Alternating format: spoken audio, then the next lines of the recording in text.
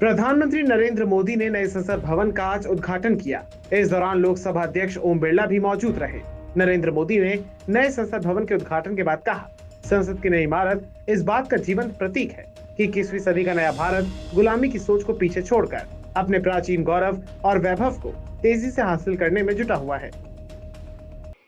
लोकसभा और राज्यसभा को देखकर उत्सव मना रहे हैं तो मुझे संतोष है कि हमने देश में 30,000 से ज्यादा नए पंचायत भवन भी बनाए हैं। यानी पंचायत भवन से लेकर संसद भवन तक हमारी निष्ठा एक ही है, हमारी प्रेरणा एक रही। मुख्यमंत्री योगी आदित्यनाथ आज नए संसद भवन के उद्घाटन में शामिल हुए।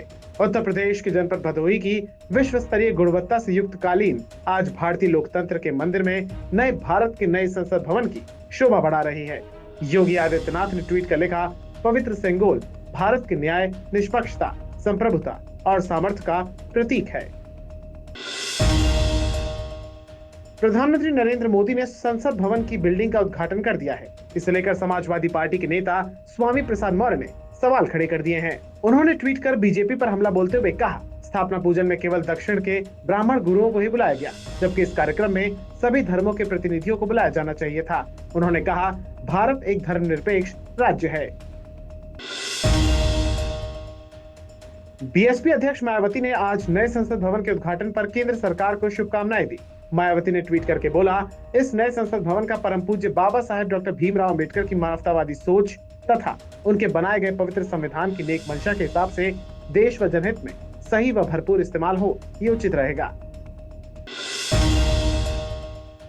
नई संसद भवन का पूजा पाठ और प्राचीन सभ्यता से शुभारंभ होने और सेंगोल की स्थापना से विपक्ष तिलमिला गया है। नई संसद को ताबूत से जोड़ने पर राष्ट्रीय जनता दल के ट्वीट पर भाजपा सांसद सुब्रत पाठक ने पलटवार करते हुए कहा, राष्ट्रीय जनता दल चार और चोरों का समूह है। ये उनके नेताओं की कुंठित मानसिकता का प्रतीक है। आज वीर सावरकर जी का जन्म दिवस है, जो उनसे बर्दाश्त नहीं हो रहा है। चारा चोरों के समूह यानी राजद के नेता के द्वारा जिस प्रकार से आज हमारी नई संसद की तुलना ताबूत के साथ में की गई, यह इनकी कुत्सित मानसिकता का प्रतीक है। और यह सब वोट बैंक की राजनीति के कारण से, क्योंकि जिस प्रकार से आज हमारी नई संसद का प्राचीन सभ्यता के अनुसार और पूजा पाठ की विधि विधान से उसका जो शुभारंभ प्रधानमंत्री श्री नरेंद्र मोदी जी ने किया, और साथ ही ये सत्ता के हस्तांतरण का केंद्र का प्रतीक जो कि हमारा सेंगोल जो सदियों से प्रतीक है, वो उसका भी वहां के ऊपर आज उन्होंने स्थापना की है। मुझे लगता है कि शायद यही एक बड़ा कारण है कि जिस प्रकार से इन लोगों ने इस प्रकार का बयान दिया है।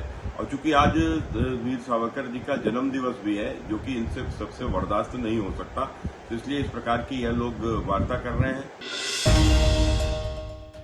बिना विपक्ष की उपस्थिति के नए संसद भवन का उद्घाटन संपन्न नहीं हो सकता है। एनसीपी नेता और सांसद सुप्रिया सुले ने कहा कि बिना विपक्ष की उपस्थिति के नए संसद भवन का उद्घाटन संपन्न नहीं हो सकता है।